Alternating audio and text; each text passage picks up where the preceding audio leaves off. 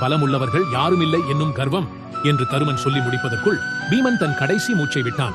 ஆசாபாசங்களையும் உலகியல் உணர்ச்சிகளையும் அறவே துறந்த தருமன் திரும்பி பார்க்காமல் போய்கொண்டே இருந்தான். நாய் மட்டும் அவனை தொடர்ந்தது. மேருமலையின் உச்சியை அடைந்தான். அப்போது அவரை சொர்க்கத்திற்கு அழைத்துச் செல்ல தேவேந்திரனே விமானத்துடன் வந்தான். தருமன் விமானத்தில் ஏற முற்பட்ட போது அவனுடன் வந்த நாயும் ஏற முயன்றது. நாய்க்கு சொர்க்கத்தில் இடமில்லை என்று கூறி தடுத்தான் இந்திரன். விமானத்தினுள் வைத்த காலை பின்னுக்கு இழுத்துக் கொண்டான் தருமன்.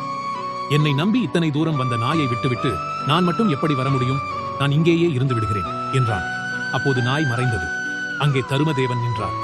சொர்க்கமே கிடைக்கிறது என்றாலும் உன்னை நம்பி வந்த நாயை கூட கைவிடாத உன் குணத்தை பாராட்டுகிறேன்.